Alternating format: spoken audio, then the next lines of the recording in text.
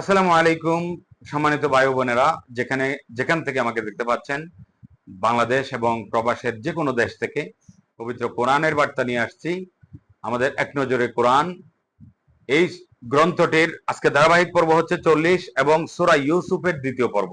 দ্বিতীয় পর্বের মধ্যে আলোচনা করা হচ্ছে সূরা শেষ ও শুরুর সম্পর্ক।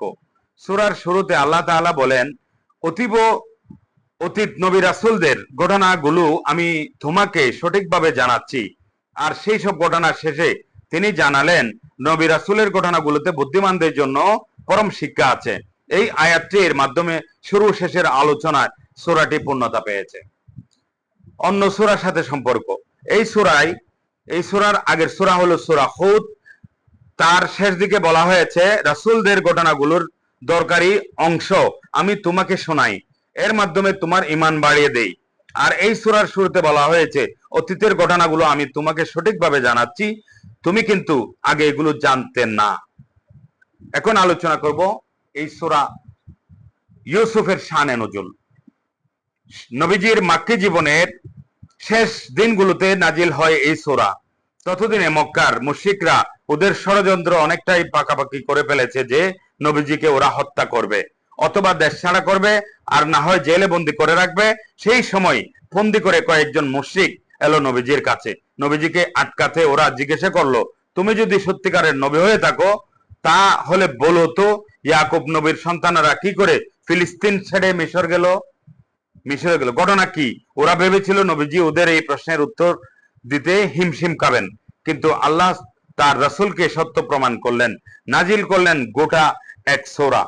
আল্লাহ শুধু মুশরিকদের জিজ্ঞাসার জবাব দেননি, বরং এই ঘটনার ধারা বিবরণীটা মুশরিকদের কাছে সাথে যেমন খাপ খাইয়ে দিলেন। মুশরিকরা ইউসুফের ভাইরা মিলে যেমন ইউসুফকে হত্যা অথবা দেশছাড়া করার প্ল্যান করেছিল, তোমরাও আমার নবীর বিরুদ্ধে সেই একই ষড়যন্ত্র করছো।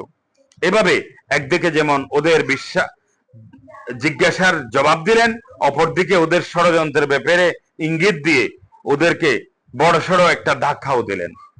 তবে এই সূরার অন্য একটি শানের নজুলও এসেছে তাফসীরের কিতাবে। কোরআন নাজিল শুরুর হওয়ার প্রায় 12 বছর কেটে গেল। একদিন কিছু সাহাবী বললেন, হে আল্লাহর রাসূল, আমাদেরকে যদি একটা না দুটি ঘটনা শোনাতেন। সাহাবীদের ঘটনা শুনবার এই তৃষ্ণা মেটাতেই নাজিল হয় সূরা ইউসুফ। দেখুন কুরতুবী তাফসীর 9/118, বিকাই আন নাজমুদ দুরার 10/2। সম্মানিত দর্শনার্থীবৃন্দ, যারা যেখান থেকে দেখছেন তাদেরকে কৃতজ্ঞতা জানিয়ে আবারও বলতে চাই, আমাদের মায়ের ভাষা বাংলা, আমরা বাংলাদেশে বসে কাজ করছি। আপনি যে দেশেই থাকেন আপনার ভাষা বাংলা, আপনি ইংরেজি ভাষায় পারদর্শী, ফরাসি ভাষায় পারদর্শী বা অন্য ভাষায় পারদর্শী, কিন্তু আরবি ভাষা আমরা যারা মাদ্রাসা শিক্ষা যারা পড়াশোনা করেছেন, তাফসীর করেছেন, হুজুররা আছেন, ইসলামিক স্কলাররা আছেন, ওনারা যারা, আমরা কিন্তু আরবি ভাষা বুঝি না। এই জন্য আমাদের জন্য এটা বিশাল বড় আবিষ্কার।